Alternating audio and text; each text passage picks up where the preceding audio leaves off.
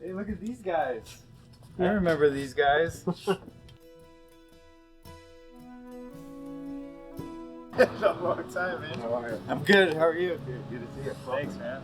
You know, one of those amazing things about when you finish a movie, right, is like you kind of don't get to ever see these characters you fall in love with, right? You're like, I'll never touch Norman again, or Coraline, or whoever.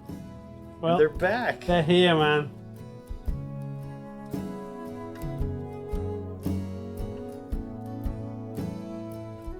Justin was the original animator of the Alvin breakdance scene in ParaNorman, and to have him back here about to animate Norman doing his version of the Alvin breakdance scene was just a really special way to celebrate the 10-year anniversary of ParaNorman.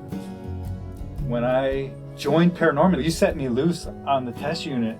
I'd never touched Alvin before, and you're like, here's Alvin, there's a dancing thing you're gonna do, go play around.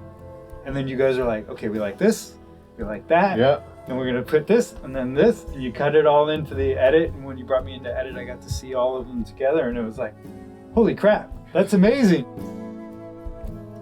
It's gonna be fun seeing Norman do some of these things. I didn't know, I know, like his version, right?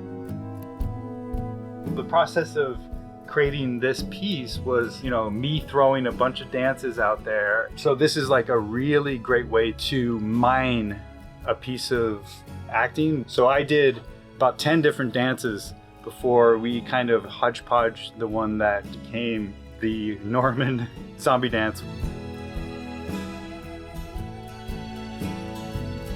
Of course, when you try to do that with the real puppet, everything changes.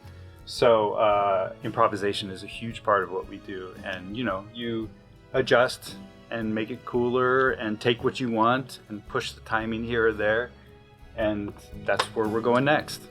The main thing was to try to tap into the film, of course, into the character, Norman himself, and being kind of a shy guy, but definitely wanting to try out Alvin's dance space. And then, you know, I get to be creative, which is really fun, and then we land on a performance.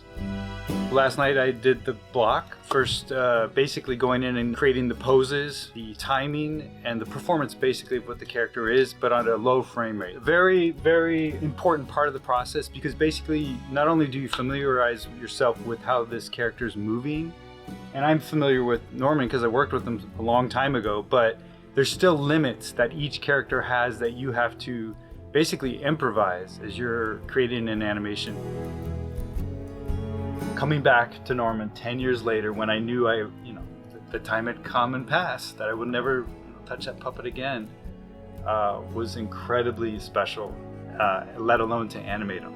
You know, just holding him can be special, but to breathe life into him is just like, it's precious.